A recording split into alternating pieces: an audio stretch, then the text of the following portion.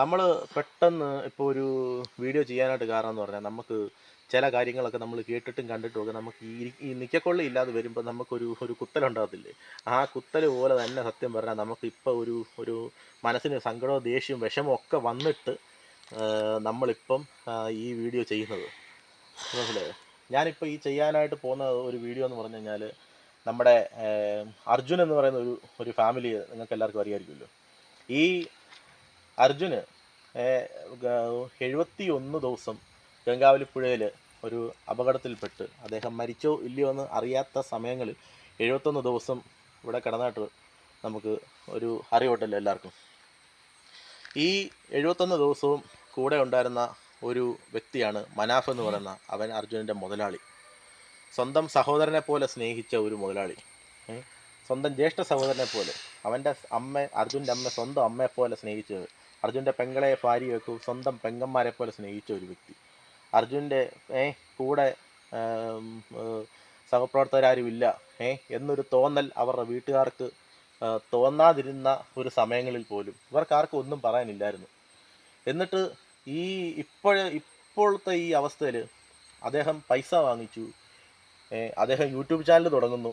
YouTube channel തുടങ്ങിയിട്ട് അദ്ദേഹം പൈസ വാങ്ങുന്നു. മറ്റുള്ളവരിൽ നിന്ന് പൈസ വാങ്ങുന്നു. അദ്ദേഹം തന്നെ പറഞ്ഞല്ലോ, അദ്ദേഹം പറഞ്ഞ് ഞാൻ ആരുടെയെങ്കിലും പൈസ മേടിച്ചെന്ന് വാർത്താ മാധ്യമങ്ങളോ പോലീസുകാരോ ഈ കുടുംബക്കാരോ മറ്റ് നാട്ടുകാരോ ഈ കാണുന്നതായിട്ടുള്ള നമ്മൾ ആരെങ്കിലും തെളിയിച്ചാൽ അദ്ദേഹം വന്ന് ഏതെങ്കിലും മെയിൻ റോഡിൽ അദ്ദേഹം നിൽക്കാം, അദ്ദേഹത്തെ കല്ലെറിഞ്ഞ് കൊല്ലാം എന്ന് അദ്ദേഹം പറഞ്ഞു. ശരിയല്ല, നമ്മളെല്ലാം ഈ യൂട്യൂബ് ചാനലും കാര്യങ്ങളും എല്ലാം നോക്കി കേൾക്കുന്നു. അദ്ദേഹത്തിന് ഒരു യൂട്യൂബ് ചാനൽ പോലും തുടങ്ങാതെ അദ്ദേഹത്തിന് തുടങ്ങിക്കൊടുത്തത് എന്ന് പറഞ്ഞാൽ നമ്മുടെ വാർത്താ മാധ്യമങ്ങളാണ്. സത്യം പറഞ്ഞാൽ ഈ വാർത്താ മാധ്യമങ്ങളെയൊക്കെ പൂട്ടിക്കെട്ടേണ്ട സമയം കഴിഞ്ഞു.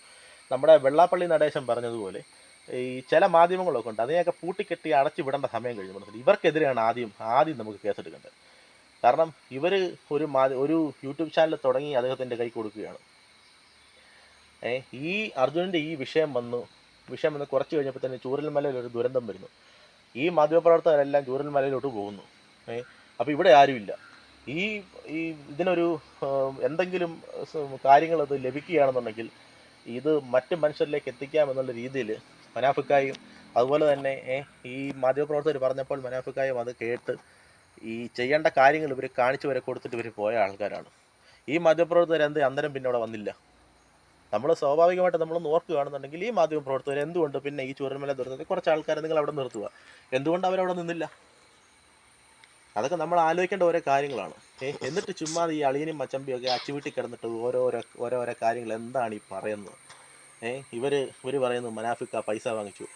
ഈ അർജുനൻ്റെ ഭവനത്തിൽ ഈ മനാഫിക്കായി കുറച്ച് ആൾക്കാർ നിന്നപ്പോൾ ആ കുറച്ച് ആൾക്കാർ കുറച്ച് പൈസ നിങ്ങൾക്ക് ഞങ്ങൾ തരാം എന്ന് പറഞ്ഞു. അത് മനാഫിക്കാടെ കൊടുത്തേക്കാം എന്ന് പറഞ്ഞു.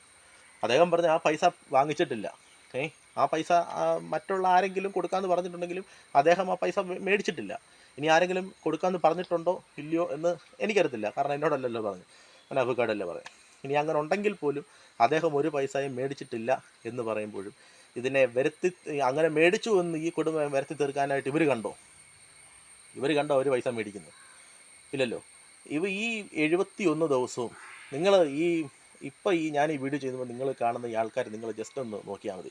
അവൻ്റെ ഭാര്യ, അവൻ്റെ പെങ്ങൾ, അവൻ്റെ ഈ അളിയൻ, ഇത്രയും പേരുടെ മുഖത്ത് ഒരു വിഷമം പോലും ഞാൻ കണ്ടില്ല. നിങ്ങളാരെങ്കിലും കണ്ടോന്ന് എനിക്കറിയത്തില്ല, ഞാൻ കണ്ടില്ല ഒരു വിഷമമായിട്ട്.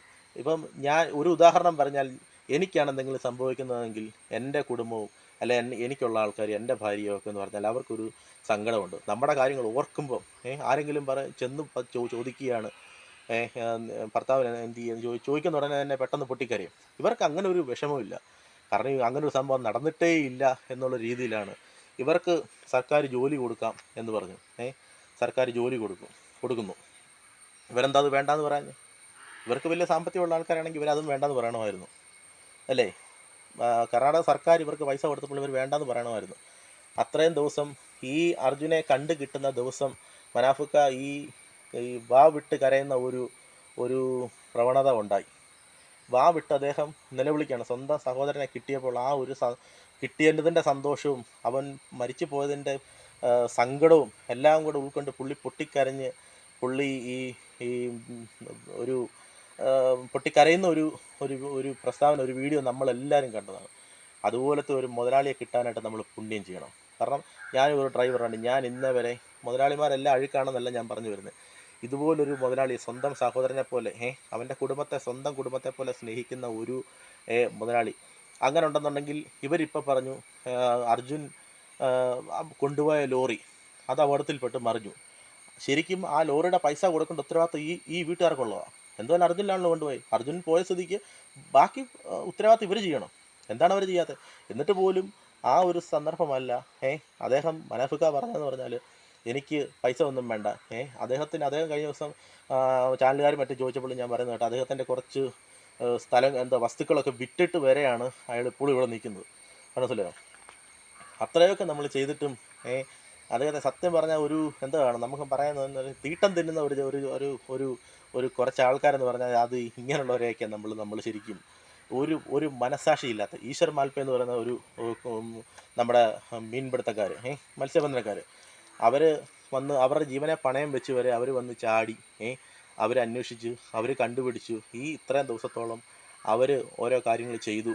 അവസാനം ഈശ്വർ മാൽപ്പെ കൂടെ നിന്ന മനാഫിക്ക അവസാനത്തെ സ്റ്റേജ് ആയപ്പോൾ എൻ്റെ ഒരു അറിവിൽ കേട്ടതെന്ന് പറഞ്ഞാൽ, സ്വന്തം അളിയൻ തന്നെ പറഞ്ഞു ഇനി അവനെ ഗംഗാവലിപ്പുഴയ്ക്ക് കൊടുത്തേക്കാം, കാരണം ഇനി അവനെ നമുക്ക് കിട്ടാനായിട്ട് സാധ്യത കുറവാണ് എന്ന് പറഞ്ഞപ്പോൾ, ഞാൻ അവനെ കൊണ്ടേ പോകുമെന്ന് പറഞ്ഞ് നിന്ന ഒരു മനാഫിക്കായെ ഇപ്പോഴും ഒരു മുതലാളിയെ ഇപ്പോഴും ഈ ജനങ്ങളെന്ന് പറഞ്ഞാൽ അവരുടെ കുടുംബക്കാരായിട്ടുള്ള ജനങ്ങൾ എന്തുകൊണ്ടാണ് ഇങ്ങനെ ക്രൂശിക്കുന്നത്?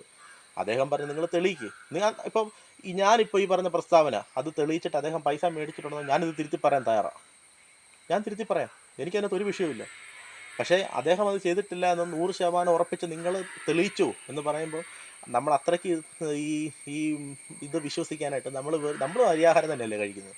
അല്ലാതെ കുറച്ച് റേറ്റ് കിട്ടാനായിട്ട് അളിയന് ഇവൻ്റെ പെങ്ങള് അതുപോലെ തന്നെ ഇവൻ്റെ ഭാര്യ, പിന്നെ നമുക്ക് അമ്മയോടെ മാറ്റി നിർത്താം. അമ്മയെന്ന് പറഞ്ഞാൽ അവനെ പെറ്റി വളർത്തി അമ്മയ്ക്ക് ഒന്നും പറയാൻ പറ്റത്തില്ല. ഇവരുടെ കൂടെ അല്ലാതെ ഈ അമ്മയ്ക്ക് നിൽക്കാൻ പറ്റൂ?